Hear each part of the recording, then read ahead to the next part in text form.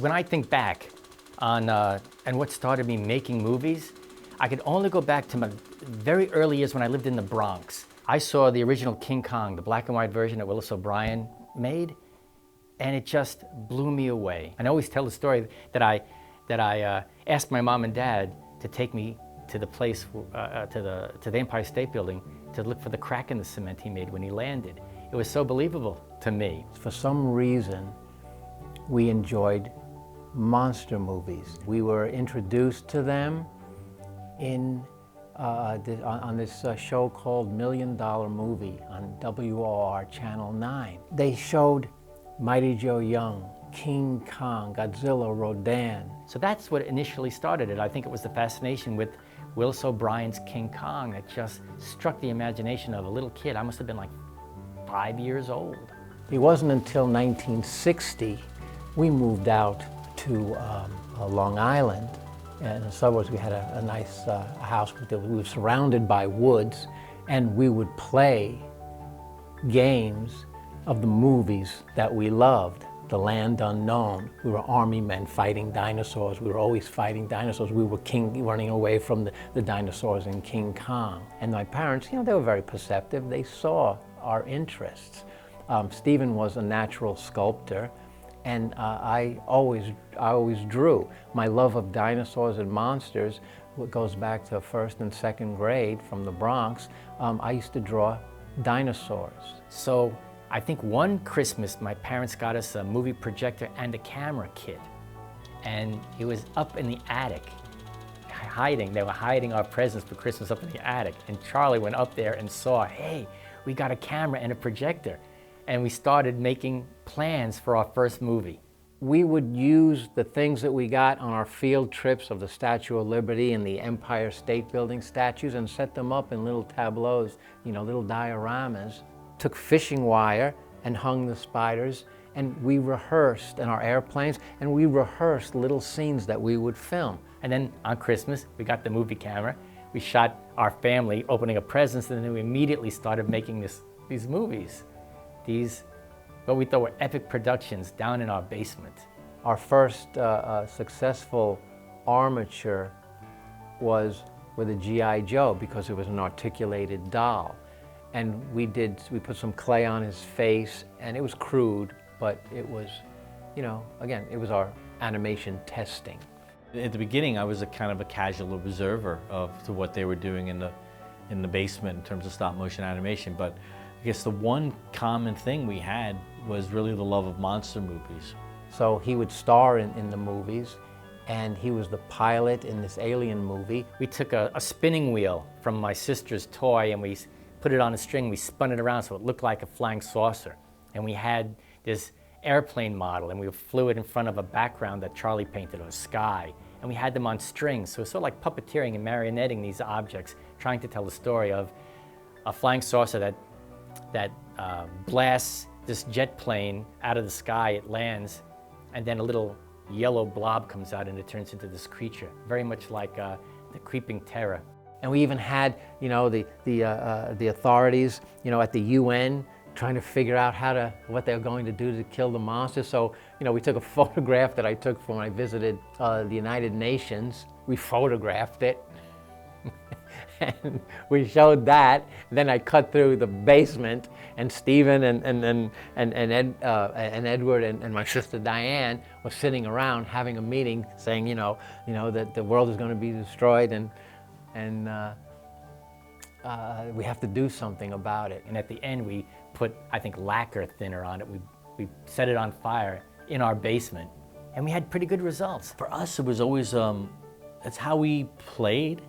It's what we did for fun. We didn't have a real functional understanding of how movies were really made, how the business aspect worked. And the first animation we tried to do, because we got some instructions from the Kodak manual. Oh, you can do animation by pressing the button. But we didn't have a tripod, so our first attempts were very ratchety because we were holding the camera while we were animating, so the whole thing looked really awful. You see that there was, 24 frames a second, and then you try and get your camera to take one frame at a time, because we didn't have a camera that had a cable release. So you'd have to just try and trip the camera just to take one frame. You were lucky if you only got one frame. I think the first animation I did was a clay dinosaur. I made a stegosaurus and some kind of a lizard creature, and we put it on our kitchen table that we had down in the basement, and we just, no story, just practicing animating creatures walking around. When we got the film back, we were thrilled that this clay was moving like the dinosaurs that we saw in King Kong and Son of Kong. So Stephen actually did our first successful stop motion, which opened the door for doing all this stuff. We had this favorite place of ours, Burrs Lane. It was a gigantic hill, a bunch of hills where they were doing construction. We used to ride our bikes there, but they had these massive hills that you could jump off of and fall. And that's what we did for play. We just thought it was fun to roll around in the dirt and jump off of cliffs. Then we thought of a movie idea where we were transported to this other land and we met dinosaurs. So that was maybe one of our early productions, Land of Terror. And we brought our toy guns, and we brought our backpacks, we brought the camera, and we shot monster movies. And we'd climb around and we'd point and know that we'd be using dinosaurs, we'd be putting dinosaurs in later, or monsters.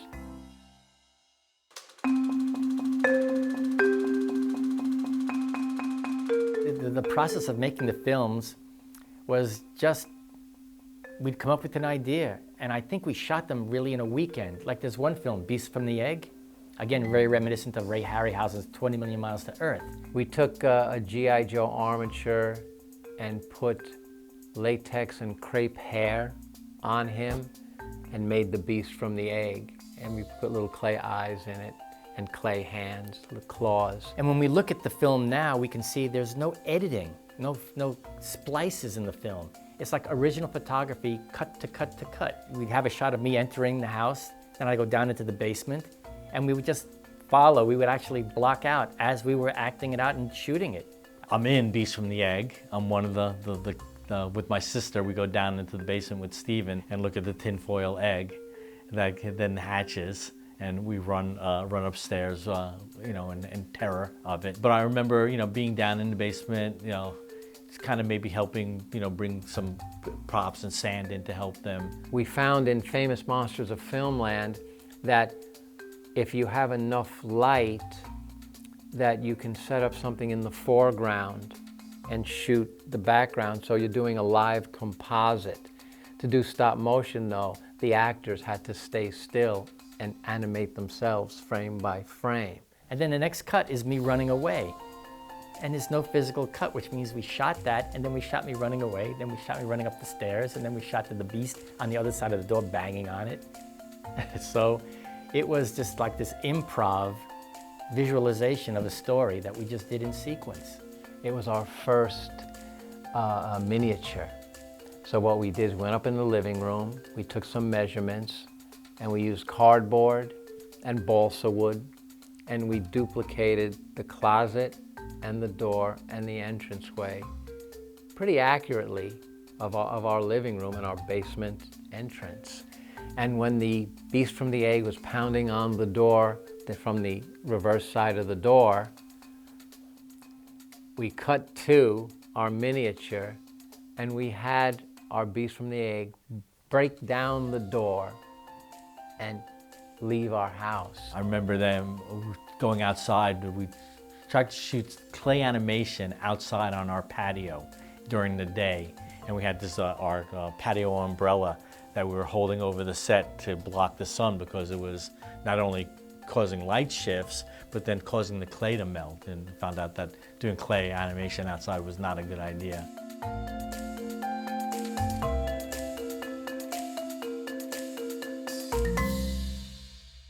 Besides the stories we told, we were always developing our art skills and our puppet building techniques, because we would build these puppets and they were so poorly constructed we couldn't animate them very well, and the animation was really horrible. So we have, like, right now I looked at it, 400 feet of just tests with puppets.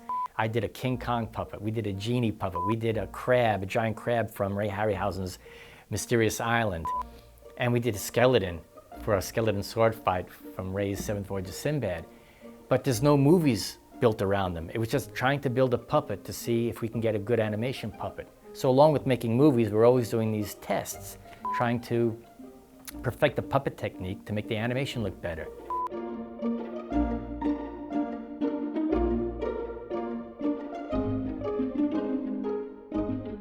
A movie called The Other World, another film we made. And it's a live action film where we're on a raft, believe it or not. We made a little miniature raft, threw it in the ocean, photographed that.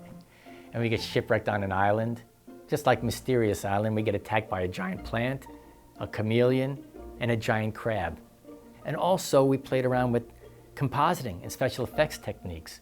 We knew about rear screen projection from reading Forey's magazine. And we had a Super 8 projector, and we tried to do a full screen rear projection.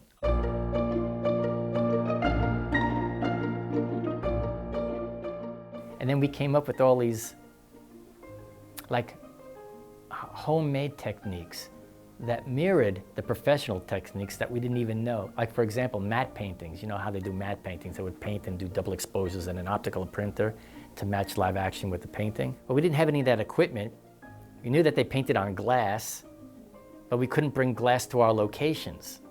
So Charlie would paint, like we did a mushroom forest from Journey to the Center of the Earth, and he did it on matte board, and he cut out all the negative space with a matte knife. So we had this cutout of mushrooms painted on matte board, and we would take that to locations and shoot it in perspective. So we're walking behind these giant mushrooms looking up. So the film we have now, The Other World, is really all the surrounding live action without the animation, because we were hoping to do rear projection to composite us with the animation, but we couldn't perfect the technique. So it's like really unfinished in the worst way. So we were making these films for our own enjoyment, and we'd show it to our parents and our family, and they got a big kick out of it. It's amazing that my parents gave us so much support. They really didn't understand what we were doing, but they gave us the film, they processed it, they gave us everything we wanted because they knew we were down in the basement making films and weren't in trouble. Our parents are pretty blue-collar background. My dad was started in the shoe industry and then was a mailman for the balance of his life. Mom worked in a bank.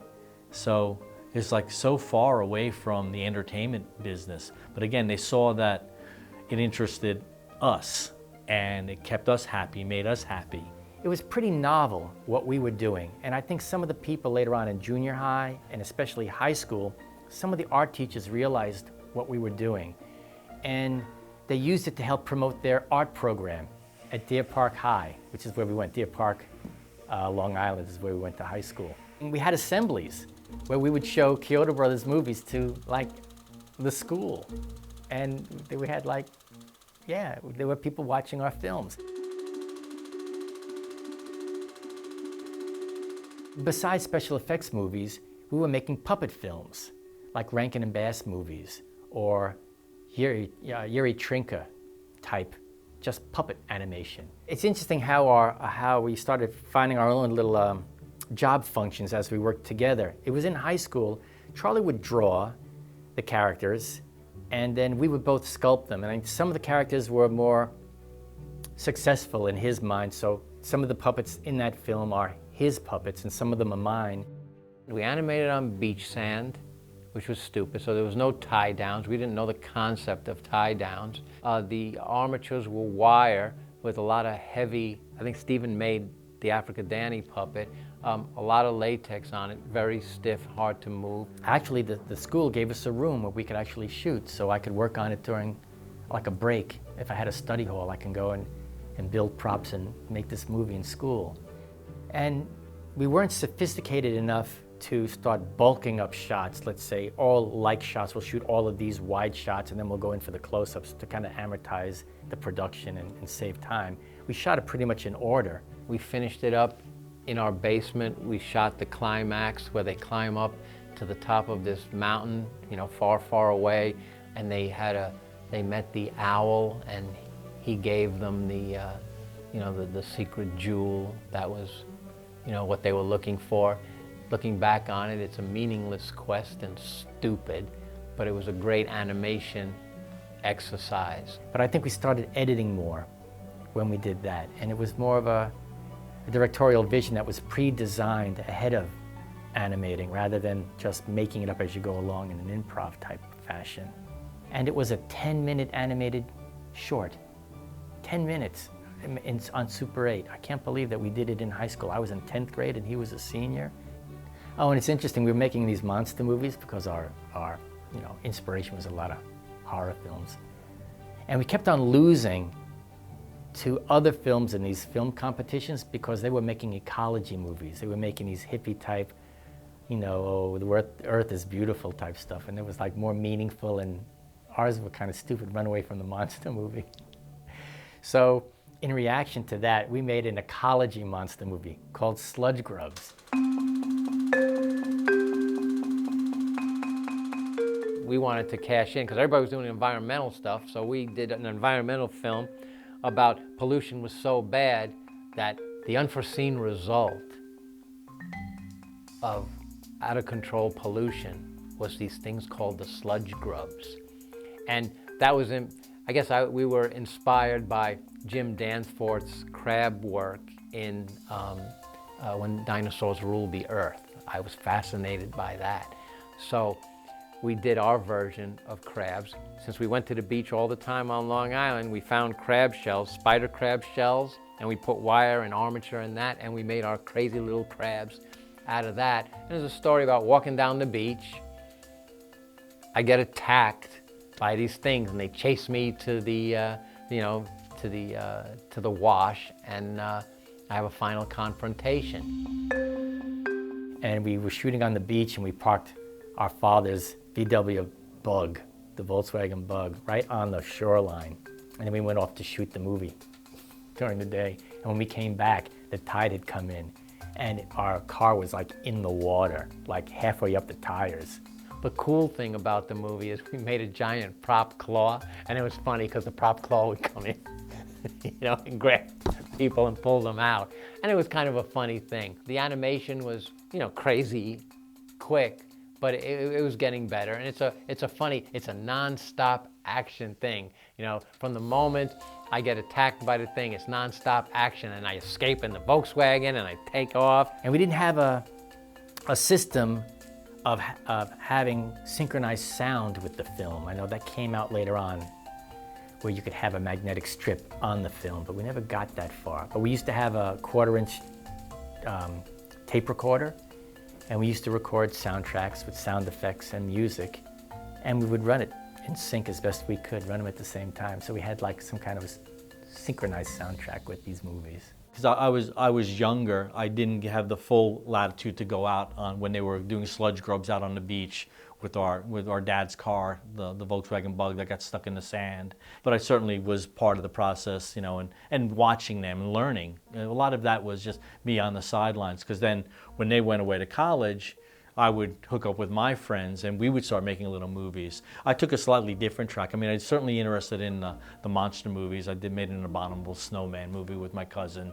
a little stop motion thing that's awful.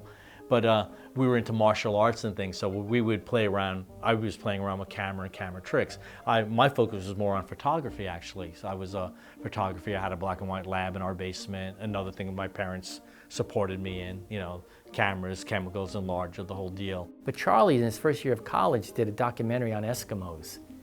I know, some kind of an assignment. So he designed it, he built the puppets, and then I think I shot it for him. It didn't have a soundtrack, and we went to this film festival at New York Tech on Long Island.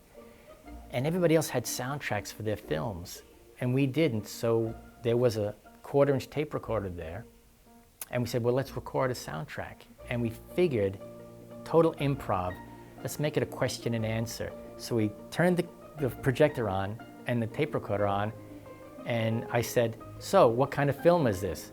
And Charlie says, oh, it's a film about Eskimos. And I said, well, I don't know anything about Eskimos. Tell me about it. And we just talk all through this. Oh, what's he doing now? Well, now the Eskimos out there, he has to hunt for his food, and his faithful husky dog is his companion.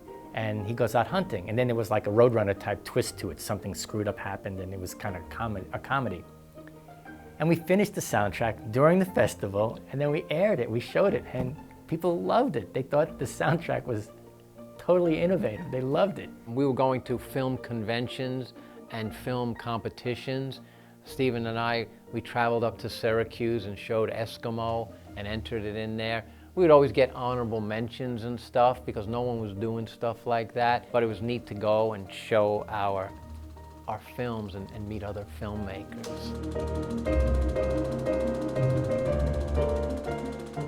But then it got to college where I started making my own films and he made his own films. And like any stop motion filmmaker, it's pretty much of a solo job. It's not really a team effort when you're young. You end up writing your story, doing your boards, making your puppets, animating, and doing everything yourself.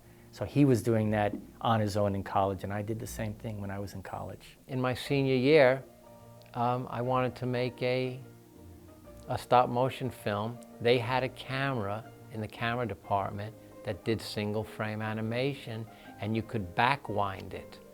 So I could do double exposures instead of doing hanging miniatures and foreground miniatures. So I did this thing called Free Inside. And Free Inside is a story about opening up a cereal box in a college dorm, and you pull a dinosaur toy out. How great. I put the dinosaur toy, my actor, my roommate, puts the dinosaur toy on the table, and when he leaves, the toy grows. And there's a plesiosaurus. There's a little green plesiosaurus. I animated that on the location, in the room, in the dorm. And when he comes back, he sees the little thing moving. And then when he leaves, it grows, and it grows. And outside the dorm, the thing comes out and starts killing the students. And I did a large plesiosaurus and did a perspective shots and had all my friends and classmates running away.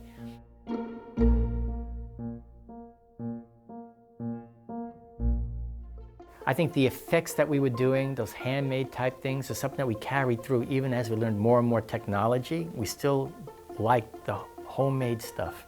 Something that we did as kids, I'm still doing and getting great joy out of it. The fact that it turned into a life, work, a career was, I don't think any of us really had anticipated that early on. So looking back, it was a great childhood. We were just these goofy little kids having fun making monster movies, and I think that still kind of shows in the final film. It's these three brothers making a film that we enjoyed. We like this kind of stuff.